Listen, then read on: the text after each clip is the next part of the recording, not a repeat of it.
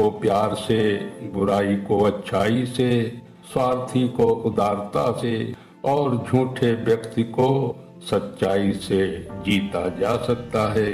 धर्म चाहे जो भी हो, अच्छे इंसान बनो, क्योंकि हिसाब हमारे कर्म का होगा, धर्म का नहीं। संतोष ही सबसे बड़ा धन है। जिसके पास संतोष है वो स्वस्थ है, सुखी है और वही सबसे बड़ा धनवान है।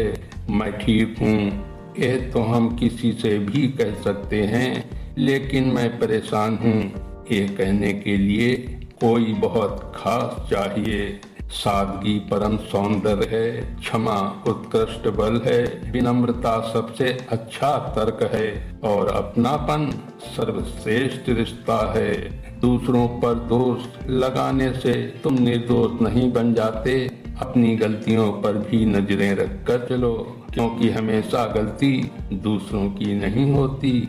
अपने नेक कार्य निरंतर करते रहें। कोई आपका सम्मान करे या न करे, आपकी अंतरात्मा सदा आपको सम्मानित करेगी। इससे बड़ा सुख जीवन में और कुछ नहीं है। जीवन में परेशानियां चाहे जितनी भी हों, चिंता करने से और बड़ी हो जाती हैं, खामोश होने से काफी कम हो जाती हैं, सब्र करने से खत्म हो जाती हैं और परमात्मा का शुक्र करने से खुशियों में बदल जाती हैं। आपकी खुशियों में वे लोग शामिल होते हैं जिन्हें आप चाहते हैं, लेकिन आपके दुख में वे लोग शामिल होते हैं जो आपको चाहते हैं। इसलिए अपने चाहने वालों का ध्यान अवश्य रखें। अच्छाई एक न एक दिन अपना असर जरूर दिखाती है, भले ही थोड़ा वक्त लेती है, पर सब्र का दामन पकड़ कर रखें, वक्त आपका ही होगा। कमाई की कोई निश्चित परिभाषा नहीं होती है। अनुभव, रिश्ते, मान सम्मान और अच्छे मित्र सभी कमाई के रूप हैं। अपनी पीड़ा सह लेना और दूसरे जीवों को पीड़ा न पहुंचाना एक तपस्या का ही स्वरूप है।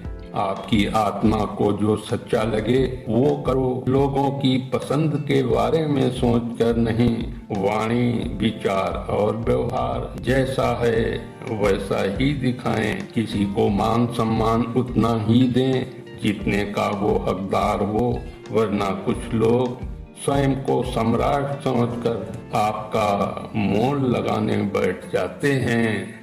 उस मनुष्य की ताकत का कोई मुकाबला नहीं कर सकता जिसके पास सब्र की ताकत है।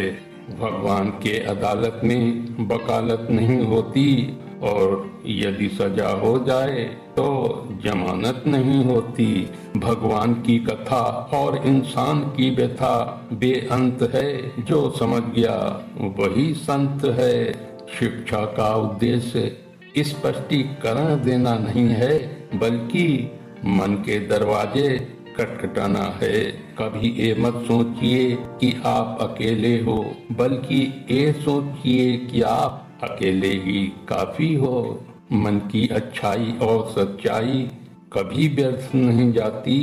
ये वो पूजा है जिसकी खोज ईश्वर खुद करते हैं।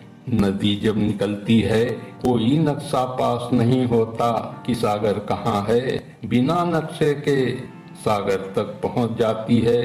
इसलिए कर्म करते रहिए, नक्शा तो भगवान पहले से ही बनाकर बैठे हैं, हमको तो सिर्फ बहना ही है। याद रखिए, धोखा कभी मरता नहीं है। आज आप देंगे, कल आपको जरूर मिलेगा। इसलिए जीवन में सुखी रहने के लिए दो शक्तियों का होना बहुत ही जरूरी है। पहली सहन शक्ति और दूसरी समझ शक्ति। राधे राधे।